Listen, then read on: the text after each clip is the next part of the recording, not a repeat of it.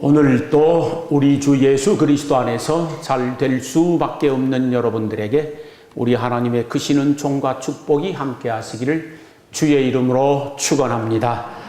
이 시간에는 그래도 순종하면 복을 받습니다. 이런 제목으로 함께 은혜를 나누고자 합니다. 우리 성도들이 여러 가지 상황과 입장과 처지 또는 환경으로 인하여서 신앙적 갈등을 하고 번민을 하는 경우가 많습니다. 그것은 이 상황, 이 입장, 이 처지에서 하나님의 말씀에 순종할 것이냐 말 것이냐라고 하는 갈등의 문제입니다. 말씀에 순종하면은 복을 받는다는 것 알고 있으면서도 현실적으로 순종하기가 무척 어려운 경우들이 있습니다. 말씀에 순종하면은 은혜를 받고 복을 받고 하나님의 사랑 입을 것이라는 것을 알지만은 때로는 믿음이 부족하여 때로는 용기가 없어서 결단하지 못하고 용단을 내리지 못하는 경우들이 종종 있습니다. 때로는 나의 욕심이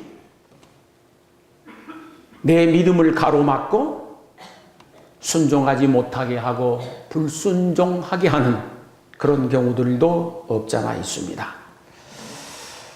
그러나 하나님의 모든 은혜와 축복은 순종할 때에 받는다라고 하는 사실입니다. 이것은 영원한 하나님의 법칙이고 영원한 하나님의 말씀입니다.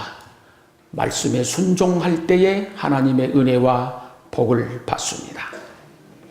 말씀에 순종하고 행동하는 믿음을 가지게 되면 틀림없이 그는 삶의 현장 속에서 기적을 체험하게 될 것입니다.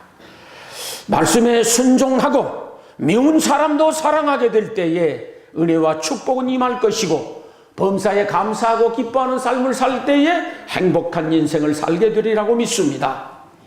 무엇을 하든지 말씀에 순종하여 긍정적이고 적극적인 삶을 살게 되어질 때에 그 사람의 앞날에 성공의 열매를 얻게 될 것을 또한 믿습니다. 말씀에 순종하고 힘들고 어렵지만은 헌신하고 봉사할 때에 충분한 보상을 받을 것입니다. 하늘에서 영원한 상급을 받을 것이고 이 땅에서도 풍성한 은혜와 복으로 보상을 받게 될 것을 저는 믿습니다.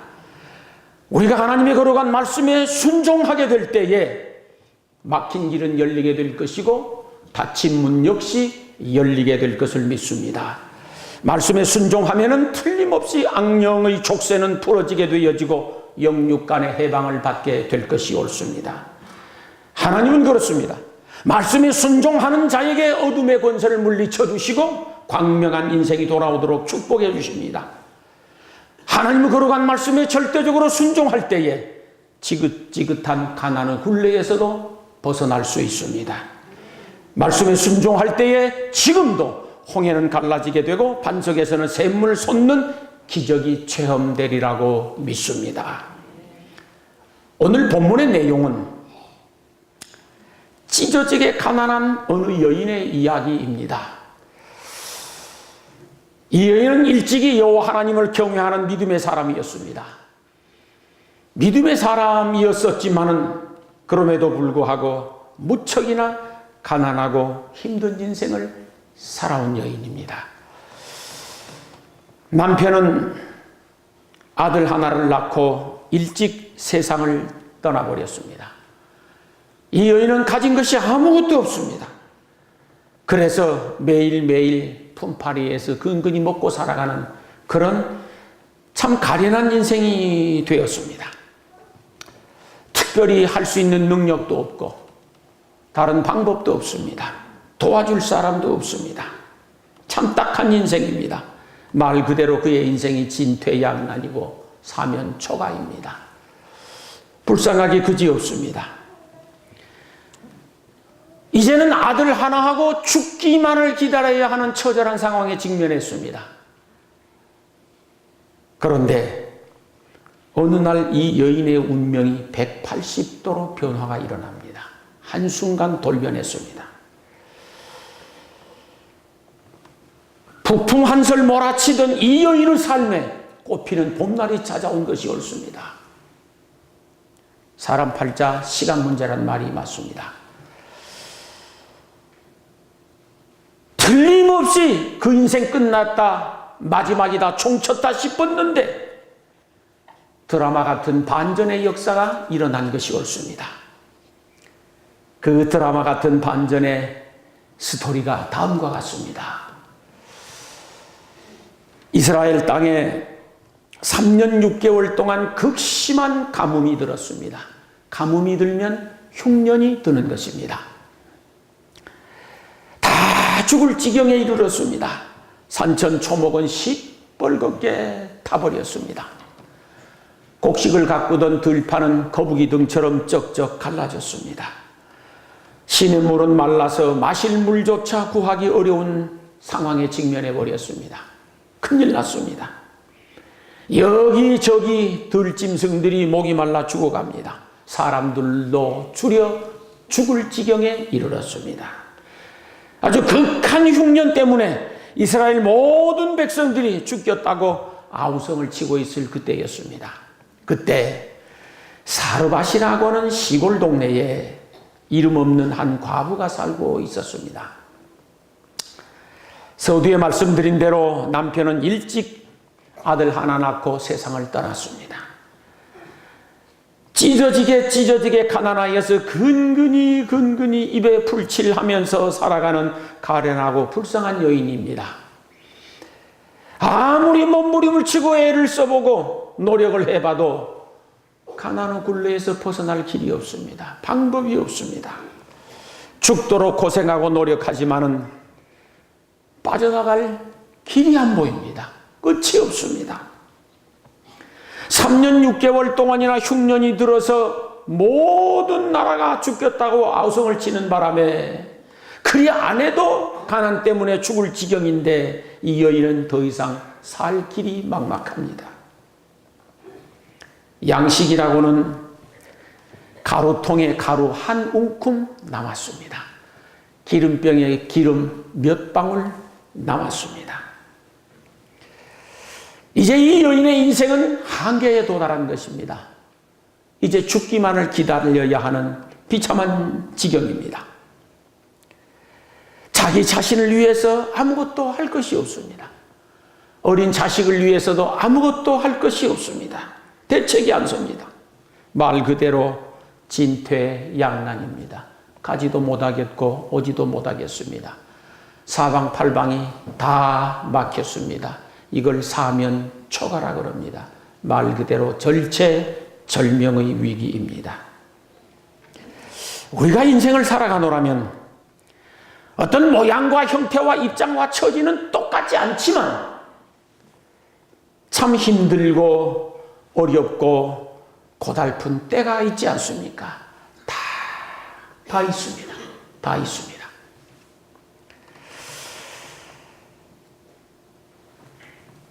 그러나 이 불쌍한 여인에게 희망의 불씨가 하나 남아 있었습니다. 그것은 여호와 하나님에 대한 믿음이었습니다. 신앙심이었습니다. 세상 것 아무것도 없지만 그녀의 가슴에 믿음은 남아 있었습니다. 다 잃었지만은 믿음만은 잃지 않고 있었습니다. 추상컨대 날이면 날마다 눈물로 기도했을 것입니다. 어찌 기도하지 않았었겠습니까? 날마다 순간마다 눈물을 흘리며 구원해달라고, 내 자식 살려달라고 애원하며 기도했을 것입니다. 하나님께서는 이 여인의 애절한 기도를 들으셨던 겁니다. 사랑하는 성도 여러분, 여러분의 삶에 어떤 어려움이 있습니까? 불평하고 원망하고 신경질 부리고 짜증내지 마시기 바랍니다. 그때는 바로 기도할 때인 것 믿을 수 있기를 소망합니다. 이런 사르밧 여인을 불쌍히 여기신 하나님께서 그를 살리시기 위하여 엘리야 선지자를 그곳에 보내셨습니다. 그 처절한 여인을 축복하기 위하여 하나님은 엘리야 선지자를 보내십니다. 그 지독한 가난의 굴레를 벗고 막힌 담 헐어 자유로운 인생, 행복한 인생을 살도록 만들어주시기 위하여서 선지자를 그에게 보내십니다.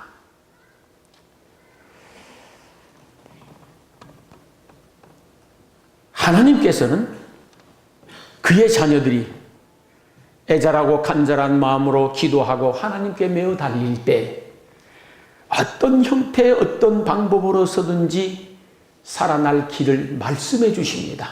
길을 열어 주십니다. 그 가장 첫 번째가 말씀하시는 하나님이십니다. 때로는 주의 종의 설교를 통하여서 여러분에게 말씀해 주십니다. 때로는 여러분이 조용히 성경을 묵상할 때에 말씀해 주십니다. 어떤 경우에는 성경을 읽는데 바로 이 말씀이 내 말씀이라고 가슴 깊이 새겨지는 때가 있습니다. 때로는 누군가를 통해서 어떤 환경을 통해서 여러분들을 찾아오시어서 말씀하시는 하나님이시니 마음의 귀를 열고 하나님이 말씀하시는 그 소리를 들을 수 있게 되기를 주의 이름으로 축원합니다. 엘리야 선지자가 하나님의 명을 받고 이 사르밧 여인을 찾아갔습니다. 때마침 이 사르밧 여인이 산 비탈에서 나무가지를 줍고 있었습니다. 이 나무가지를 주워다가 마지막 남은 기름에 가루 빚어가지고 구워 먹고 그 다음엔 죽기를 기다릴 판이었습니다. 이때 엘리야 선지자가 가까이 다가가서 여보시오, 나에게 마실 물을 한 그릇 주시오. 그때 마실 물이 어디가 있습니까? 쉽지 않습니다. 그러나 엘리야 선지자를 익히 알고 있었던 터라 물을 구하러 나갑니다. 이때 엘리야 선지자가 그 여인을 다시 불러세우고 하는, 아니 그러지 말고 나에게 먹을 빵을 좀 가져다 다오, 그러는 것입니다. 이때 여인이 말하기를, 엘리야 선지자님, 저가 하나님 앞에 맹세하건대 저는 지금 이 나뭇가지를 주워다가 불을 피우고 한 움큼 남아있는 가루를 몇 방울 남은 기름에 빚어서 구워 먹고 아들 녀석하고 죽기를 기다릴 판입니다. 없다는 것이죠. 이때 엘리야 선지자가 다시 말합니다. 두려워하지 말고 내가 시키는 대로 하라. 가서 빵을 만들어 나로 하여금 먹게 하고 나머지로 너와 내 아들이 먹도록 하라. 그리하면 비가 와서 농사를 지을 때까지 통에 가루가 다하지 아니하고 병에 기름이 마르지 아니할 것이니라. 축복해 주시는 말씀은 참 좋습니다. 그러지 않습니까? 그러나 이 여인의 마음에는 갈등이 생겼을 것입니다. 지금 이것 가지고 가서 불 피워가지고 마지막 남은 것 빵 만들어가지고 아들 녀석하고 둘이 나눠 먹고 그 이상은 아무것도 없습니다. 그래서 죽기를 기다릴 판인데 그것 나부터 먹게 하고 남거들랑 너하고 네 아들하고 먹으라는 겁니다. 그런데 남을 게 없거든요. 그러면은 하나님께서 축복해 주시어서 하늘에서 비가 쏟아져 농사를 충분히 짓고 열매를 수확할 때까지 통에 가루가 떨어지지 아니하고 병에 기름이 마르지 아니할 것이라고 합니다. 마음에 갈등이 생깁니다. 번민이 생깁니다. 고민이 생겼습니다. 아무리 엘리야 선지자이지만은 좀 지나치게 요구하시는 것 같습니다. 도대체 이해가 안 되고 경우에 어긋난 것을 요구하시는 것 같다는 생각이 들었을 것입니다. 여러분도 마찬가지일 것입니다. 그래도 어느 정도 좀 드리고 그리고 우리 먹을 것도 있다고 하면야 모르겠습니다. 마지막 남은 것을 달라고 하는 것입니다. 도대체 이해가 안 되고 너무도 터무니없이 요구를 하는 것입니다. 때로는 우리 하나님께서 저희들에게도 마찬가지입니다. 터무니없이 요구하실 때가 있습니다. 말도 안 되는 것을 요구하실 때가 있습니다. 너무도 상식에 벗어나고 경우에 어긋나게 요구하시는 그런 경우가 있습니다. 시간 없어 죽겠습니다. 힘들고 피곤하고 환장하겠습니다. 그런데 나와서 기도하라, 이래라 저이래라 요구하실 때가 틀림없이 있으십니다.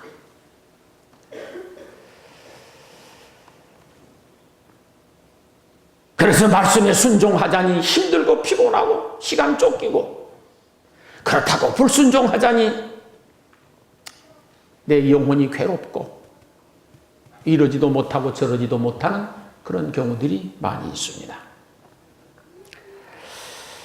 이제 이 사르밧 여인이 무척 고민하고 갈등을 하다가 결단을 내립니다. 그래, 하나님 말씀에 순종하자. 하루를 더 살다가 죽느니 말씀에 순종하고 오늘 죽자. 제가 우리 교인들에게 많이 말씀드렸습니다. 우리는 죽어도 믿고 죽어야 한다고. 여인도 그랬을 것입니다. 죽어도 믿음으로 순종하고 죽자. 아니, 선지자가 축복의 말씀을 해 주었으니 말씀에 순종하여 나도 기적을 한번 체험하자. 말씀에 순종하여 가난의 굴레를 벗어버리자. 말씀에 순종하여 이 한계를 뛰어넘자. 내 운명의 사슬을 끊어버리고 새로운 인생을 살자. 말씀에 순종하여 이 흉년의 사슬을 끊어버리고 기구한 내 팔자를 바꾸자. 여인은 마지막 남은 가루를 기름에 빚었습니다. 그리고 나무를 지피었습니다. 빵을 만들었습니다. 그리고 엘리야 선지자에게 갖다 드렸습니다. 이때 옆에 있는 어린 아들이 얼마나 보챘을 것인지 짐작하고도 남습니다. 지금 배가 고파 죽을 지경입니다. 사람 환장하겠습니다. 그런데 엄마가 빵을 굽습니다. 침이 얼마나 꼴딱꼴딱 넘어갔었겠습니까? 그런데 엄마가 자기에게 빵 주지 아니하고 선지자에게 갖다 주는 것입니다. 얼마나 속상했을 것입니까? 자기 자신도 배가 고파서 얼마나 먹고 싶었겠습니까? 배고플 때는 왜 그렇게 냄새도 좋은 거? 그러나 그 모든 것 뒤로 하고 말씀에 순종해서 드렸습니다. 그 결과 놀라운 기적이 일어나지 않았습니까? 놀라운 기적이 일어났습니다. 가루통에 가루가 떨어지지 않는 기적이 일어났고 기름병에 기름이 마르지 아니하는 기적이 일어난 줄로 믿습니다. 할렐루야. 하나님의 역사는 예나 오늘이나 영원토록 동일한 줄 믿습니다.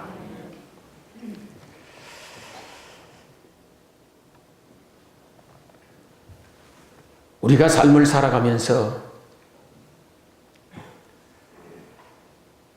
내 바닥난 인생을 넘치도록 채우기 위하여서 사르밧 과부처럼 말씀에 순종해야 됩니다. 굶주린 내 인생이 풍성한 인생으로 바꾸어지기 위하여, 모자란 인생이 넘치는 인생으로 변화되기 위하여 말씀에 순종해야 됩니다. 여러분에게도 사르밧 과부의 믿음과 사르밧 과부의 기적이 체험되기를 주의 이름으로 축원합니다. 모든 여건과 환경을 극복하고 말씀에 순종하면 기적은 체험될 것을 믿습니다. 아무리 힘들고 어려워도 말씀에 순종하면 복을 받습니다. 힘들고 어려워도 한계를 극복하고 뛰어넘고 말씀에 순종하면 여러분의 삶의 현장 속에서도 사르밧 과부의 기적은 체험될 것을 믿습니다. 우리 믿음의 조상 아브라함을 보십시오. 하나님께서 너무도 터무니없는 말씀을 하셨습니다.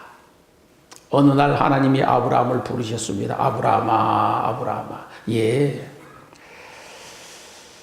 너는 본토 친척 아비집을 떠나 내가 지시할 땅으로 가라. 그럽니다. 그런데 하나님이 아무 대책도 없이 나가라는 겁니다. 떠나라는 겁니다. 예를 들어서 내가 여기서 한 열흘 정도 가면은 그곳에 초목이 우거진 좋은 땅을 몇만 평 준비해 놓았느니라. 그러므로 거기 언제 어느 때 딱 그 동네 당도하면은 네가 거기서 잘 될 것이고 편안하게 살 수 있을 것이야. 그러면서 기약이 있고 대책이 있고 확실한 증거를 보여주면서 네 본토 친척 아비집을 떠나라. 그러면요 할렐루야이지요 이거야. 할렐루야이죠. 근데 그게 아니었습니다.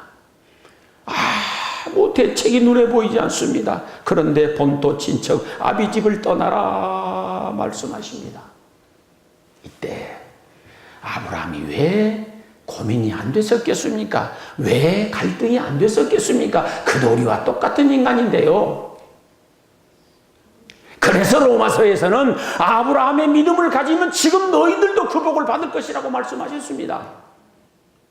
아브라함은 하나님을 믿었습니다. 하나님을 신뢰했습니다. 그래서 순종하고 그냥 떠났습니다. 떠났었더니 하나님이 그의 길을 인도하셨습니다. 그리고 100세의 천신만고 끝에 하나님으로부터 얻은 아들 이삭이 잘 자라서 청년이 되었습니다. 어느 날 청천 하늘의 날벼락 같은 말씀을 하십니다. 아브라함아, 네가 100세에 낳은 아들 독자 이삭을 모리아 산으로 데리고 가서 번제로 바치라. 이게 말이 됩니까? 말이 안 되는 말입니다. 도대체 이해가 안 되고 수긍이 안 되는 말씀입니다. 자기 자신을 죽으라고 하면야 죽지요.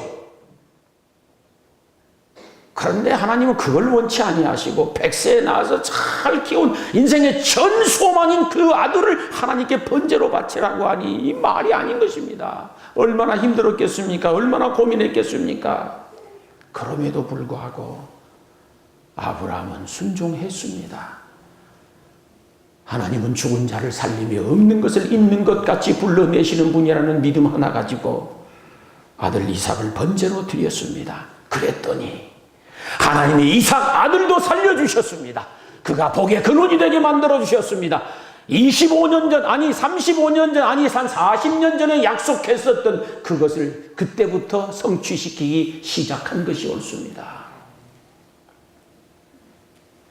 그러므로 하나님께서 이해가 안 되는 말씀을 하시더라도 순종할 수 있기를 소망합니다. 도대체 납득이 안 됩니다. 경우에 바르지 않습니다. 이해가 안 됩니다. 그럼에도 불구하고 그 터무니없는 말씀에 믿음으로 순종하면 큰 복을 받게 될 것을 믿습니다. 하나님의 역사는 순종할 때 일어나는 것이 옳습니다. 이 사건이 있은 이후에 아브라함의 아들이 잘 자랐습니다. 이삭이 어른이 되었습니다. 장가도 갔습니다. 자식도 낳았습니다. 잘 되어져서 많은 식솔들도 거느리고 생활이 유족해졌습니다. 그리고 이 이삭이 그랄이라고 하는 지방에서 살고 있을 때였습니다. 그 그랄 지방에 살고 있는데 그 땅에도 여러 해 동안 흉년이 들었습니다. 비가 오지 않아서 또 흉년이 든 것입니다.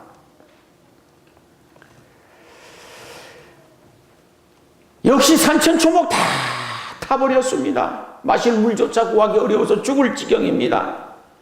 이때에 수많은 사람들이 애굽으로 이주를 해 갔었습니다. 왜 그러냐 그러면은 그랄에서 애굽은 멀지 않은 곳입니다. 그리고 애굽은 그 나일강이 유유히 흐르고 있기 때문에 흉년들 일이 없는 나라입니다. 그래서 수많은 사람들이 애굽으로 이주를 하는데 그 행렬이 끝이 없었습니다. 그래서 이삭도 이제 애굽으로 이주를 하기 위하여 마음을 먹고 준비를 하는데 어느 날 하나님이 이삭을 불렀습니다. 이삭아, 너는 이 땅에 그냥 머물러 있도록 하라. 또 말이 안 되는 말씀을 하신 것이요. 아니 여기 있으면 죽는 데 있으라는 거예요. 지금 수많은 사람들이 애굽으로 이주를 해가고 있는 입장입니다. 도대체 거기에는 곡식을 뿌릴 수도 없고 농사를 지을 수도 없습니다. 아니 마실 물조차 없는 상황입니다. 그럼에도 불구하고 하나님은 그 땅에 그냥 머물러 있으라네요. 답답합니다. 얼마나 고민이 됐겠습니까? 얼마나 번민이 생기고 갈등이 일어났겠습니까? 많이 생각했었을 것이고 기도도 많이 했을 것입니다. 그리고 어느 날 그가 역시 결단을 합니다. 하나님 말씀에 순종하자. 죽어도 이 땅에서 죽자. 가족들에게 말했을 때에 가족들이 얼마나 반발이 심했을 것이며 종으로 일하는 수많은 식솔들이 얼마나 거부 반응을 일으켰습니까? 그러나 이삭은 죽기로 작정하고 그랄 땅에 머뭅니다. 쉬운 일은 아닙니다. 목숨을 걸지 않고는 불가능한 일입니다. 때로는 우리가 하나님 말씀에 순종하기 위하여 내 인생을 걸어야 할 때도 있는 겁니다. 다 떠나고 빈자리입니다. 땅은 갈라질 대로 갈라져 있습니다.